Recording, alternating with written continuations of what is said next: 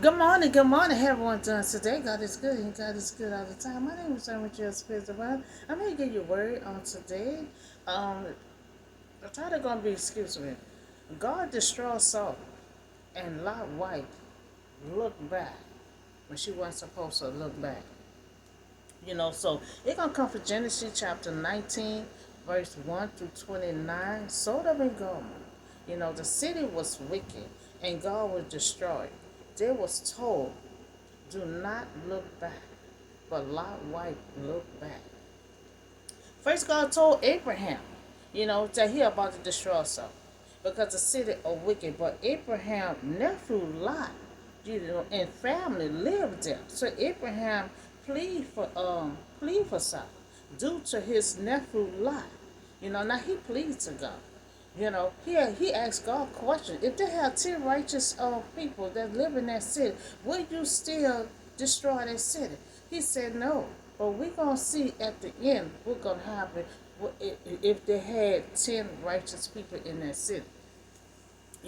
So God didn't tell him right then and there in a conversation if he was going to destroy the city or not.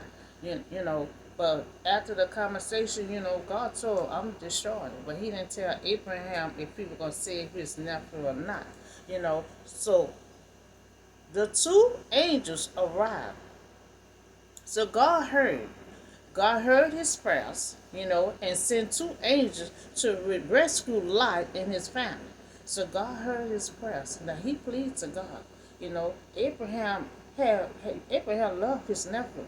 He been taking care of his nephew since he was young, and Lot and his family just been following him everywhere he go, and Abraham take care of him like that's his son. So the two angels arrived at Sodom in the evening, late in the evening, and Lot was sitting, in the gateway of the city.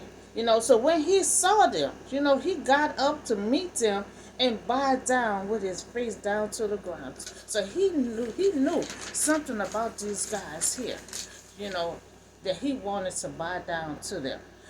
So the gateway of the city was the meeting place, for the city officials and other men to discuss current event and business. It was a place of authority and status, where a person could see and be seen.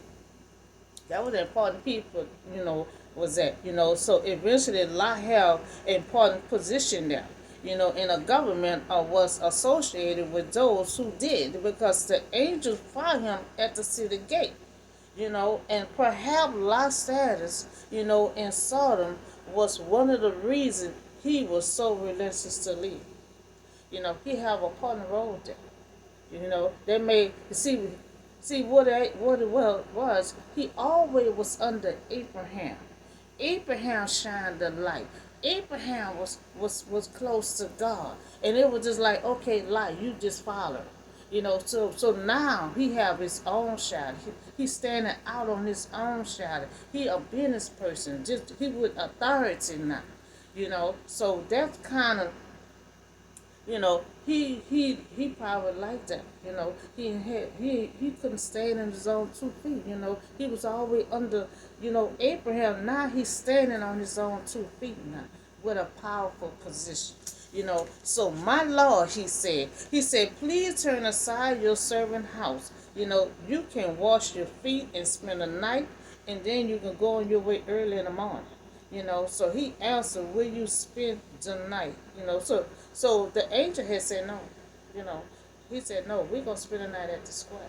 And Lot just being polite, he being nice. He was under Abraham for years. Abraham is a righteous man. That's what Abraham do. Every time somebody comes to his house, he'll bow down, wash their feet, feed them something to eat, and everything else. And we see Lot doing the same thing, being polite. So the two angels arrived, and Lot sitting at the gate and welcomed them. So Lot don't know yet, these two angels were sent to investigate the sin in the city, because in preparation for God's judgment. So the angels, the two angels not going to tell them right offhand. They're going to eat and everything else, go through chaos, going to be at on Lot house before he even tell him anything what's going on. So Lot see that the two men arrived late, in the day, late in the evening, are not safe in that neighborhood.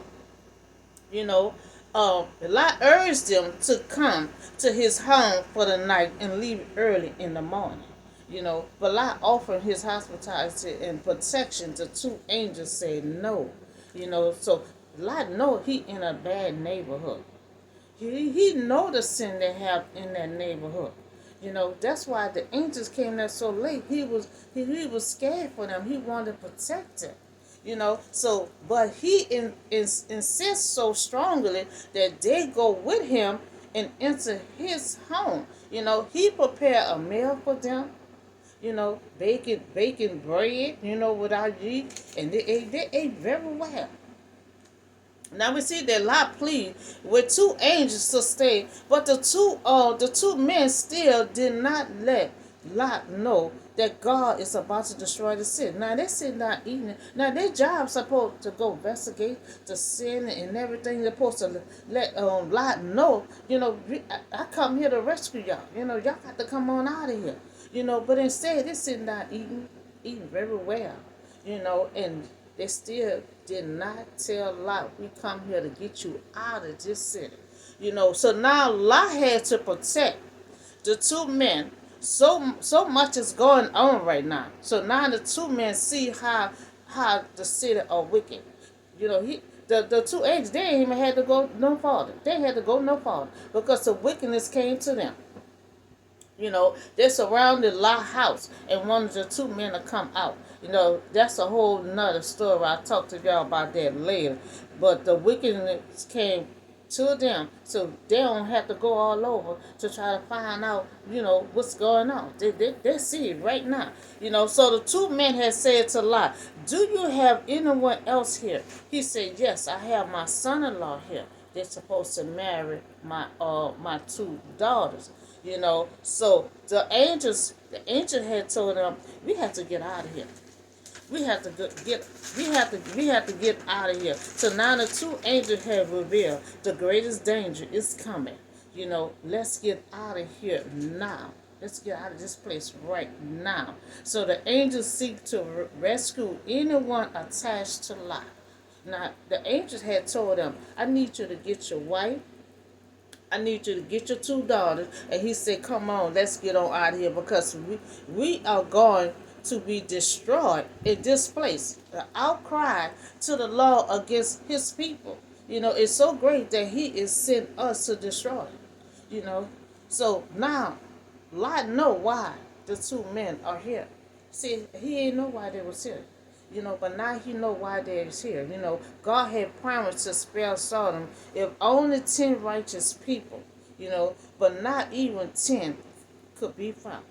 So God had told Abraham, he said, yes, I will save the two righteous, people, but now the destruction about to come, they can't even find 10 righteous people. So the people, but not even 10, could be found. But what Lot don't know, what he don't know, it was Abraham who had prayed for him to be rescued out of there. Now, still of Abraham walking, it was like walking. This is still Abraham walking over there and tell his nephew that God about to destroy. He just prayed, which is a good thing too. He prayed to God to not destroy his nephew, to have his nephew rescued. So now Lot two son-in-law, was supposed to marry, his daughter. But the angel had told him, let's get your wife and get your two daughters and let's hurry and get out of this place. Because the Lord is about to destroy this city. So Lot had lived so long, it was so content among the ungodly people, to where he got familiar, with the wicked city. And some people can be, like you see a project. You might think everybody in the project is wicked. No, they, just like Abraham was telling God, they might have 10 righteous people in a project. But sometimes it'll be hard to find them because sometimes they'll blend in, like Lot and his family did. They're righteous people. but they had blend in and they got comfortable in that city. They know what was going on. That's why he wanted to protect the angels. He know, but they had to blend in and got comfortable, living in that city. So Lot and his family had started blending in, being unnoticed. Like I said, that's why God couldn't find the 10 righteous people because they was unnoticed because they had to blend in. So half of his life, he followed Abraham. He was Abraham's child, under a righteous man who walked with God. So God people were supposed to be different, not be unnoticed and blend in. So with the coming of dawn, the angels urged Lot, saying, hurry, hurry. Take your wife and take your 2 daughters, who are here. If you don't come on out of here, you're all going to be swept away. So when a city is punished, the angels made it clear to Lot and his family that the time is come. The time had come, for us, to get on out of here before we be swept away. Punishment is about to be on this city. So when he hesitated, now the angel telling him all this here, meaning God said, I'm about to destroy the city. Come on, let's get on out of here. So when he hesitated, the men grabbed his hand, grabbed his wife's hand, grabbed the daughter's hand. Instead of them trying to get on out of there, they're staring at their opponent.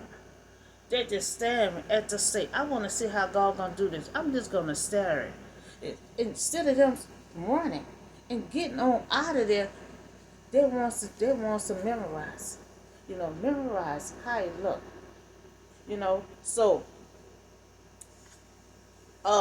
So he led them out safely out of the city, for the Lord was merciful for them. He still didn't tell them all that merciful and all that kindness. It all came from Abraham. So Lot hesitated. So the angel seized his hand, rushed him to safety. Lot and his wife did not want to abandon their wealth, their position, and the comfort he enjoyed in Sodom. Remember I told it at the beginning. Lot was already rich, not already rich, but he got rich from Abraham. He got rich from Abraham. That's why he had to move, because him and Abraham was staying together in Canaan. Lot started buying so much stuff. Abraham had so much stuff. It was so much animal and flocks everywhere. They couldn't even keep up with who was his and what was theirs. So somebody had to move. And if God had son Abraham there, so Abraham wasn't gonna move. So Lot moved down the street to the city down the street. So he took all his stuff with him. So it's really, he didn't want to leave his wealth.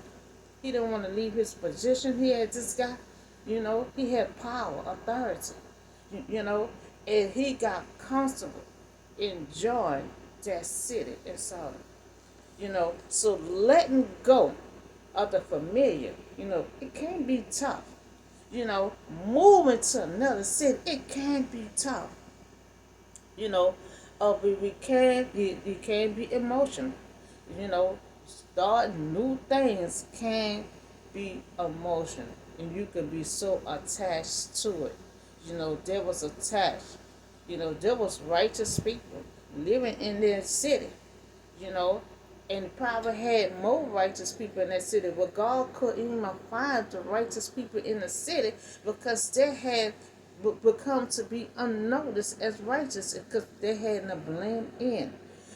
So as soon as they had brought them out of them, they had said, one of the angels had said, flee for your life.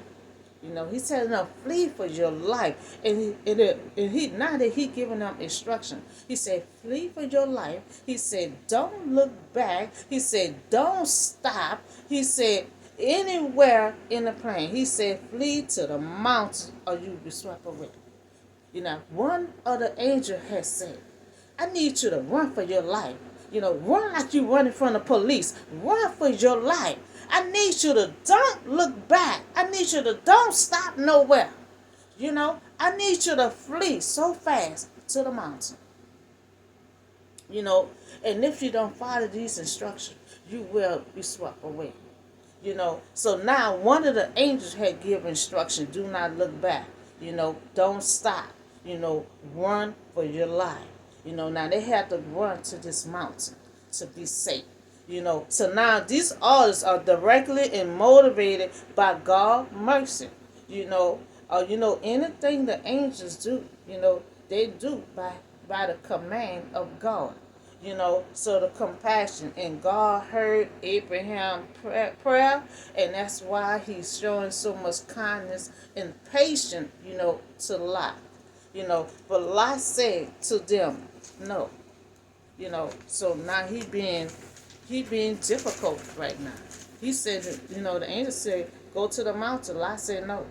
So Lot said, oh no, by complaining and criticizing the angel plan.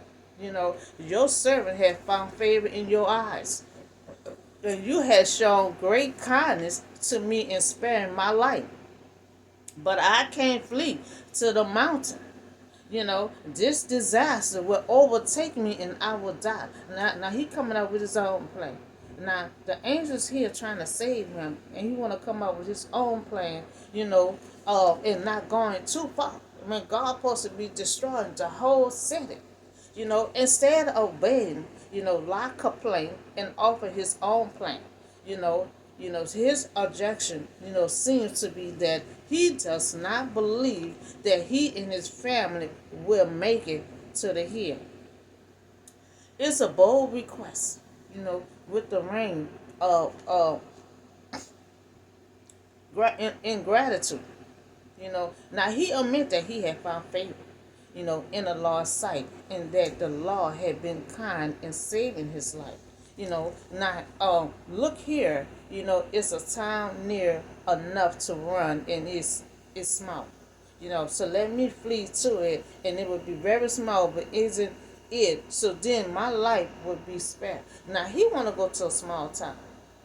Now he's saying he think God not gonna strike that down because it's small. Think God not gonna see it. And it's near. Now what it is, he hates to leave Sodom. He wants to still be so close to that city. And it's so small, but he can still see where his home was at.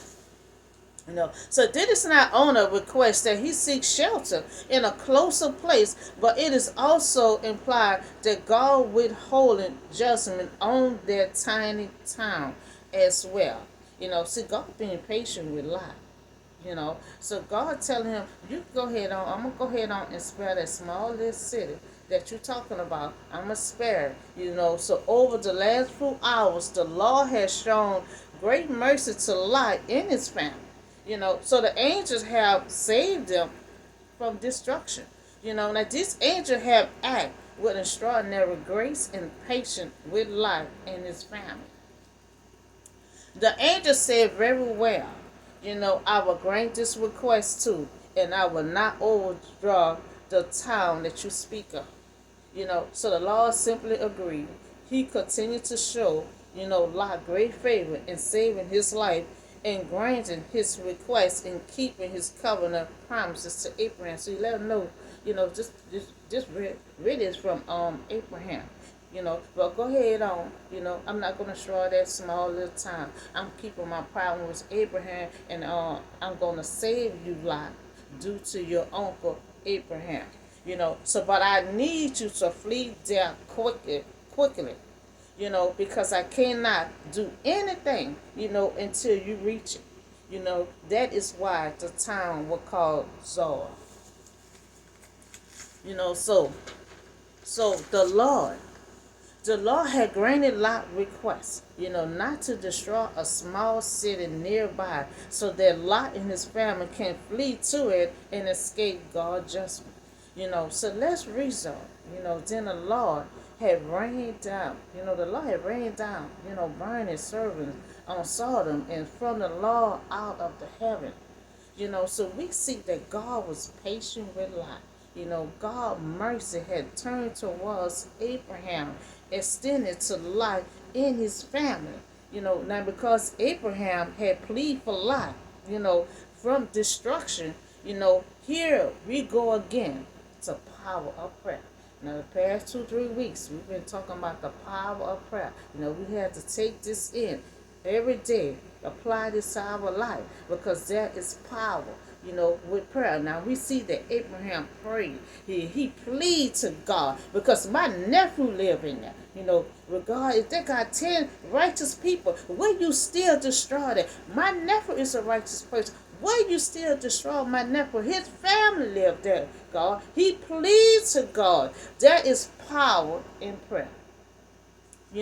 So we again, the power of prayer, never give up on praying. If we see all the practices that I'm putting out, it comes from praying that God have breakthrough to come through. So praying for those who need to be saved. So God overthrew, these cities, an entire plane, destroying all these living. Anything that was living in that city was gone. And also in the land. In the land. Anybody that was in that land, animals and all, it was gone. Every person in there was gone. Now, if God wouldn't have had that conversation with Abraham about destroying Sodom, Abraham's nephew would have been destroyed. But while he close to God, and he had that conversation with God, God told him what he about to do to that city. And he know his nephew just moved over there.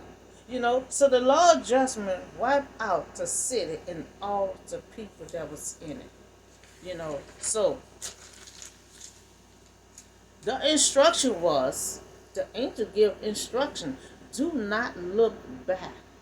I mean, run. You know how you run from the police? You need to run so fast. And I need you to run to that mountain. I need you to run. Don't look back. Don't stop to the store, get no cigarette, gum, food. I don't need you to stop. I don't need you to look back. I need you to run forward. And I know sometimes that's hard for all of us to do. It's hard for us to do. A lot of time it's time for us to move forward. We still dragging along. Still might be dragging along baggage behind us. When it's time to move forward, it's time to move forward. They instead of looking at their apartment, looking at their apartment, they just cook a nice little meal and stuff. He left all his wealth. He had to leave his position. So he wondered how, we had to leave everything behind. They give instruction. Do not look back. But Lot's wife looked back and she become a pillar of salt. She want to test God. She want to test God. She want to know what going to happen if I look back. You're telling me not to look back. What going to happen if I look back? So now she see what happened, when she had looked back. She turned into a pillar of salt. So Lot's wife, a disobedient woman who was turned into a pillar of salt for looking back to see the destruction of Sodom as she and her family was fleeing. She wanted to see how God was going to do it. She wants to see. So her story is seen as an example, of what happened, to these who chose a worthy life of salvation. And see, that's what God said. He couldn't even see no righteous people in the city. He couldn't see no righteous people in the city, including them. Including them because they were trying to live a worldly life, over salvation. And so what God said, you can't do both. You couldn't do both. See, they was living both because they were trying to blend in. And when they were blending in, being unnoticed of who they were, God could not see no righteous person in that city. The city Sodom, God wanted to destroy it But Abraham pleaded for his nephew Lot. God showed mercy to Lot, and God heard Abraham's prayer. You know, there's power in prayer. His nephew had got saved because of Abraham's prayers. Lot was saved and Sodom was destroyed. But his wife had to look one more time. She had to look one more time. They're telling me not to look back. What's going to happen if I look back? I just want to look and see how God destroyed. And I would say, I just need to look one more time. And she looked at one more time and she turned into a pillar of salt. So the wife, she didn't want to leave. She was comfortable living among the ungodly people. So when it's time to move, you know, when it's time to move and don't look back.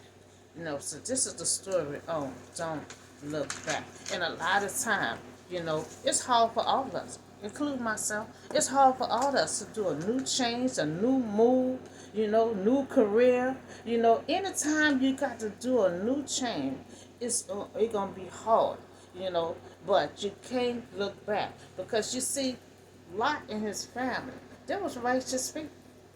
They lived under Abraham, didn't know the principle of being righteous, being under God. So they was righteous people. But when God looked down from heaven, he could not see, no righteous people in that city, including his nephew and the family. They had become to be unnoticed, because they were blending in. God don't want us to blend. God made us different, and he made us different for a reason, because he don't want us to blend in. He want us to stand out, not to be unnoticed. So that's all the word I have for you today. When God said move forward, we have to move forward. We can't look at the new house we just bought, the new living room set, all the flocks and everything, that we had just cooperated. That's why Jesus said, do not cooperate a whole lot of stuff on this earth. Because when it's time for us to move forward, it's time for us to depart. We can't take none of that stuff with. That's why I have a friend. Every time she moved, she leave it behind and she buy new stuff. Because God always wants leave the old stuff behind, and create the new stuff. And that's how my friend did. And when I said, girl, why you don't keep? You just bought that brand new living room set, kitchen set. She'll leave it all behind, or she'll give it to someone. And when she moved, she buy everything new and start fresh. So that's all the word I have for you today. Y'all have a blessed and safe day, and I see y'all in the next video.